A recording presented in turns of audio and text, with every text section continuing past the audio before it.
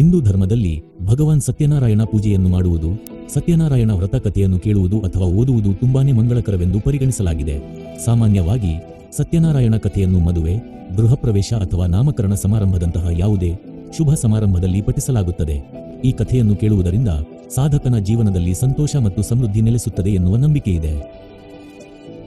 ಸತ್ಯನಾರಾಯಣ ಕಥೆಯನ್ನು ಕೇಳುವುದರ ಮಹತ್ವವೇನು? ಸತ್ಯನಾರಾಯಣ ದೇವರ ಮಹಿಮೆಯನ್ನು ಸ್ಕಂದ ಪುರಾಣದಲ್ಲಿ ವಿವರಿಸಲಾಗಿದೆ. ಅದರ ಪ್ರಕಾರ ವಿಷ್ಣು ದೇವನು ಸತ್ಯನಾರಾಯಣ ವ್ರತ ಕಥೆ, ಪೂಜೆ ಮತ್ತು ಉಪವಾಸದ ಮಹತ್ವವನ್ನು ನಾರದರಿಗೆ ವಿವರಿಸಿದ್ದನು. ನಂಬಿಕೆಗಳ ಪ್ರಕಾರ ಸತ್ಯವನ್ನು ದೇವರೆಂದು ಪರಿಗಣಿಸುವ ಮತ್ತು ಸತ್ಯನಾರಾಯಣ ಕಥೆಯನ್ನು ಭಕ್ತಿಯಿಂದ ಕೇಳುವ ಯಾವುದೇ ಭಕ್ತನು ಬಯಸಿದ ಫಲವನ್ನು ಪಡೆದುಕೊಳ್ಳುತ್ತಾನೆ ಎಂದು ಹೇಳಲಾಗಿದೆ. ಸತ್ಯನಾರಾಯಣ ಕಥೆಯನ್ನು ಕೇಳುವುದರಿಂದ ಅಥವಾ ಪಾರಣ ಮಾಡುವುದರಿಂದ ಸಾಧಕನು ತನ್ನ ಜೀವನದಲ್ಲಿ ಎದುರಾಗುವ ಎಲ್ಲಾ ರೀತಿಯ ಸಮಸ್ಯೆಗಳಿಂದಲೂ ಮುಕ್ತಿಯನ್ನು ಕಂಡುಕೊಳ್ಳುತ್ತಾನೆ ಎನ್ನುವ ನಂಬಿಕೆಯಿದೆ. ಅಲ್ಲದೆ ಸತ್ಯನಾರಾಯಣ ಪೂಜೆಯನ್ನು ಮಾಡುವುದರಿಂದ ನಕಾರಾತ್ಮಕ ಶಕ್ತಿಗಳಿಂದ ನಮಗೆ ರಕ್ಷಣೆಯು ದೊರೆಯುತ್ತದೆ. ಸತ್ಯನಾರಾಯಣ ಪೂಜೆ ಮಾಡುವ ನಿಯಮಗಳು.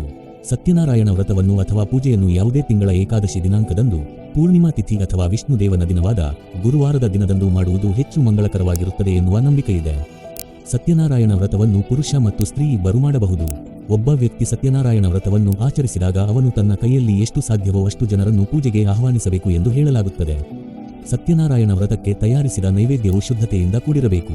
ಈ ದಿನ ಹಳದಿ ಬಣ್ಣದ ಬಟ್ಟೆಯನ್ನು ಧರಿಸುವುದು ತುಂಬಾನೇ ಉಪಯುಕ್ತಕಾರಿಯಾಗಿರುತ್ತದೆ. ಸತ್ಯನಾರಾಯಣ ವ್ರತ ಪೂಜೆಯನ್ನು ಮಾಡುವುದು ಹೇಗೆ? ಸತ್ಯನಾರಾಯಣ ವ್ರತದ ಸಮಯದಲ್ಲಿ ಇಡೀ ದಿನ ಉಪವಾಸ ಮಾಡಬೇಕು. ಈ ದಿನ ಮುಂಜಾನೆ ಬೇಗ ಎದ್ದು ಸ್ನಾನ ಇತ್ಯಾದಿ ಮಾಡಿದ ನಂತರ ಶುಭ್ರವಾದ ಬಟ್ಟೆಯನ್ನು ಧರಿಸಬೇಕು.